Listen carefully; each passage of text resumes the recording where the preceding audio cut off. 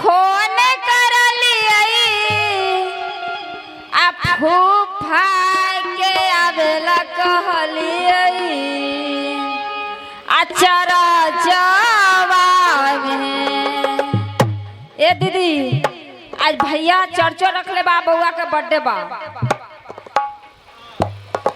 ताल बड़ा खुशी के दिन बा।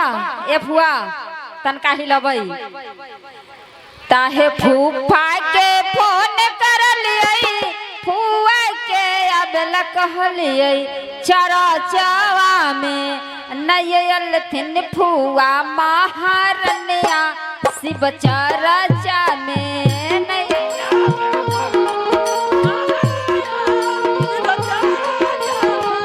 नयल थिन फुआ महारनिया शिव चरचा में।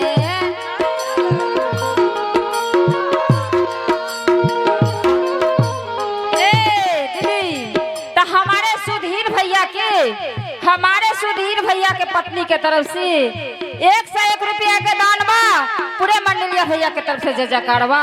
ये शिव गुरु उनकरा पर दया करिए, उनका बाल बच्चा का बना के रखियो, रोजी रोटी में बढ़ंती दी बढ़क कर दियो।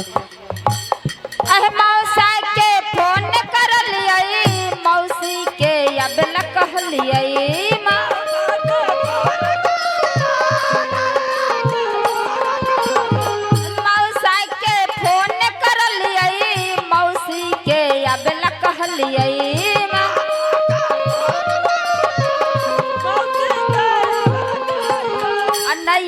थिन मौसी महारनिया बाधैया देवला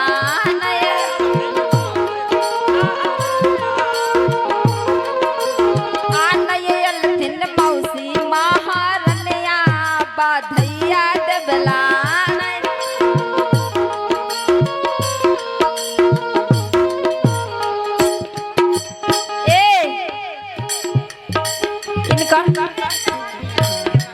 मुकेश के मम्मी के तरफ से 51 रुपया का दान बा, 1 रुपया उधार बा, पूरे मंडलिया भैया के तरफ से जयकार बा। अर्जुन के मम्मी के तरफ से 51 रुपया का दान बा, मंडलिया भैया के तरफ से जयकार बा। ये महादी उनकरा पर दया करियो, कृपा बना के रखियो। दादा के फोन कर लियई दादी के आवेला कहलियई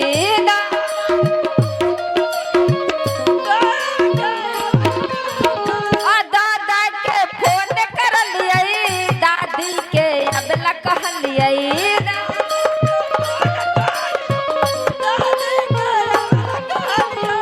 नयल थिन दादी महारनिया बाधैया देवला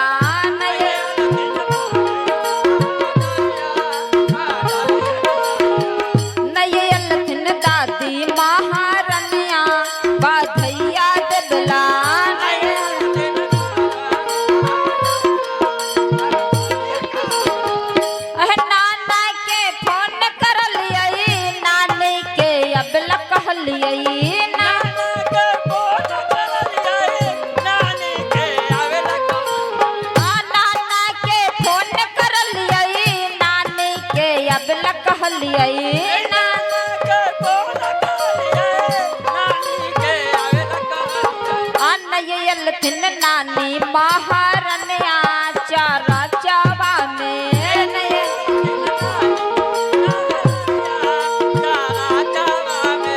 नयल थिन नानी महारनिया चारा चावा में।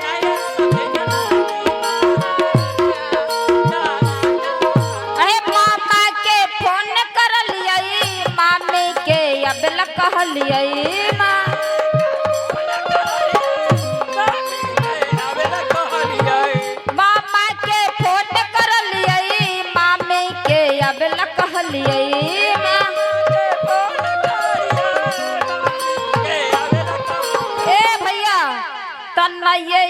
थिन मामी की खेलड़िया चारा चावा में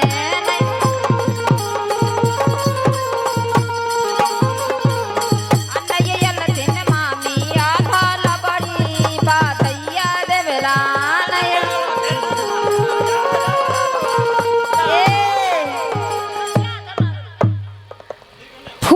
तरफ से बउआ के फुआ के तरफ से 101 रुपया के दान बा पूरे मंडलिया भैया के तरफ से जय जयकार बा। ये महादेव उनकरा पर दया करियो और बाल बच्चा के बना के रखियो। और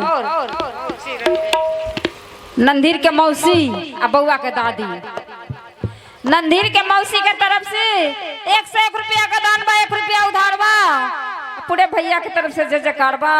ये महादेव उनकरा पर दया करियो। त ये हो ता चरा चावा आ सुने करने जिनगरिया से अलियई रे जान। ए दीदी तब बड़ा खुशी के दिन बा। आज नंदीर भैया चर्चा भी रखलन।